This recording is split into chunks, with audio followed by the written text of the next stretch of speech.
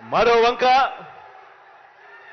వంక మనకు ప్రతిపక్షంగా ఉన్న చంద్రబాబు గారిని చూడండి, దత్తపుత్రుడిని చూడండి. మరో వంక మనకు ప్రతిపక్షంగా ఉన్న చంద్రబాబు నాయుడుని చూడండి, దత్తపుత్రుడిని చూడండి. వీరిద్దరు పేరు చెబితే అక్క చెల్లెమ్మలకు ఏం గుర్తుకొస్తుంది అని చెప్పి నేను అడుగుతా ఉన్నాను. చంద్రబాబు పేరు చెప్తే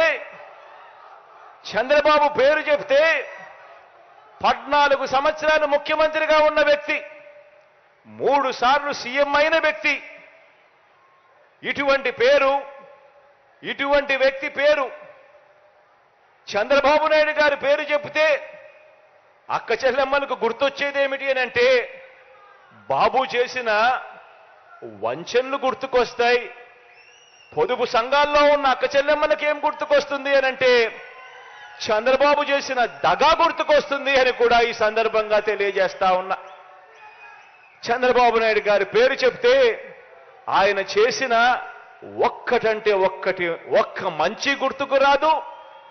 ఆయన పేరు చెప్తే ఒక్క మంచి స్కీము కూడా గుర్తుకు రాని పరిస్థితి చంద్రబాబు నాయుడు గారిదైతే, ఇక దత్తపుత్రుడి పేరు చెబితే ఏం గుర్తుకొస్తుందో తెలుసా? నా అక్క చెల్లెమ్మలకు దత్తపుత్రుడి పేరు చెబితే వివాహ వ్యవస్థను భ్రష్టు పట్టించే ఓ మోసగాడు గుర్తుకొస్తాడు.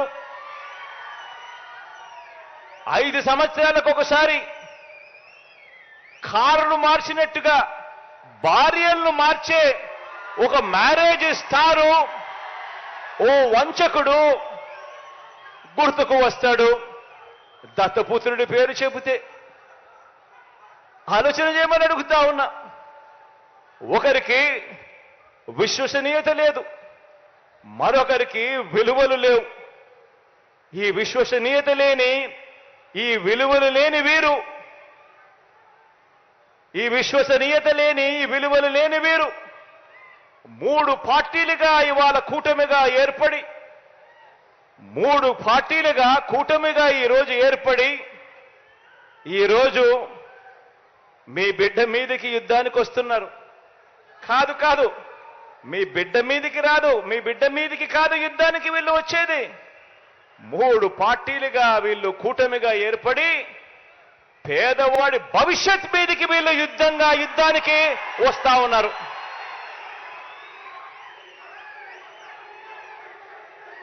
ఇదే ముగ్గురు,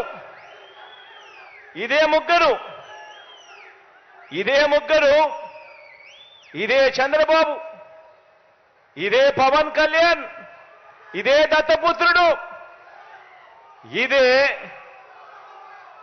బీజేపీతోనే కలిసి 2014లో కూడా ఇప్పుడు చెప్తా ఉన్న మోసపూరిత వాగ్దానాలు మాదిరిగానే 2014లో కూడా ఇదే మాదిరిగా